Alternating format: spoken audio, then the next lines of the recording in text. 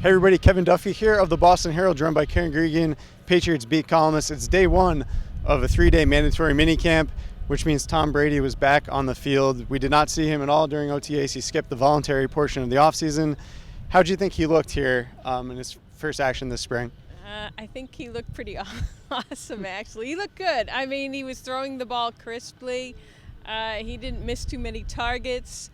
He looked like Tom Brady. He's going to be 42. You wouldn't know it. I mean, he was hitting guys, old and new. He didn't have the best day with N'Keal Harry, but he had him in his backyard last week, so I'm sure that'll come along. But he did have look good with some new guys. Maurice Harris was one target, new target that he looked very good with, establishing new chemistry. And Braxton Berrios, who's in his second year. He didn't play last year. Mm-hmm. They look terrific. Yeah, we have a lot to get to, so we don't want to go too long on the pass catchers. But Maurice Harris, 6'3", good size for the slot. Did a nice job high-pointing the ball, made some catches downfield today. Braxton Berrios, very athletic slot receiver, showed some good speed, too, on that route down the sideline, the diving touchdown catch he had. So those are two guys I'd say to keep an eye on. I think Julian Edelman and N'Keal Harry are really the only two that I'd say are locks to make the team. Philip Dorsett probably, but after that the competition is wide open. Another position where the competition is actually, well, it's no longer wide open because players keep getting released. Tight end, the Patriots recently earlier today cut Austin Seferian-Jenkins. He was not here. He's dealing with some personal issues, and he hopes to get back into a camp sometime before the summer ends, but he's out. Ben Watson suspended for 4 games, so that means Matt Lacoste is probably the favorite to start at tight end week 1. I actually like what I've seen from him so far. Light feet, pretty good athlete, 6'6", 250, so he's a big guy, can play in line. What do you think about the prospects of Matt Lacoste starting? Yeah, I mean, he's decent. I mean, he's a two-way tight end. He can block, he can catch the football. I mean, he's not great, but he's good. He's a decent enough guy to get you by. It's what's going to happen after that. You know, who do they have after Matt Lacoste to get you by until Ben Watson, gets back from his suspension? So that's where the competition is. Steven Anderson is there. You have Ryan Izzo, who was a 7th-round draft pick from last year. So there is some competition there. I don't know. Maybe they don't rely on the tight end position as much as they did last year. They have some tall receivers. We'll see how that shakes out. Yeah, that's true. And in other related to attendance, Isaiah Wynn was here, the left tackle who's trying to recover from an Achilles injury.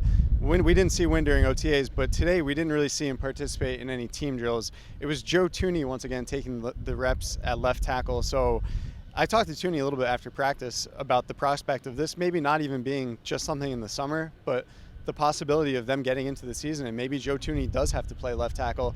Are the Patriots going to be okay with that? Well, I think it was good that Isaiah Wynn was physically present. I think that's a good sign. Maybe going forward, training camp is still a month and a half away. If Joe Thuney is going to be your guy that opens up left guard as well. So, I mean, I don't know. It's a question mark for me. I don't like question marks at left tackle. That's just me. Well, isn't Isaiah Wynn also a question mark at this point, though? Because we haven't seen him at all. So coming back from an Achilles injury, that's if you're a tackle, that's your plant foot. I'm sorry. Question mark. Big question mark. Joe Thuney did play left tackle at NC State, so he came into the pros as a tackle. The Patriots drafted him to be a guard. He's been their starting left guard for the past 3 seasons, entering a contract year this year. I don't know how he'll fare if he's placed there, but I think if he can be competent at that spot, they're going to be okay at guard, because I think Ted Karras is someone who's started in spot roles before, and he's done well with that. So I think they'd be okay on the interior. It's a matter of if Thuney can transition to the outside. My point is two different new guys playing 2 new positions on Brady's blind side.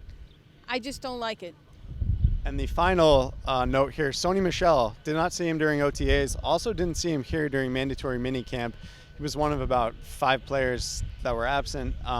We don't know exactly why he's been missing. We know that he dealt with some knee issues last year, and he came into the league with some knee problems. There were reports that he was bone on bone, basically has arthritis in his knee coming into the NFL draft, and he injured it twice last season. So it could be a matter of just trying to preserve him, not trying to overwork him in the offseason.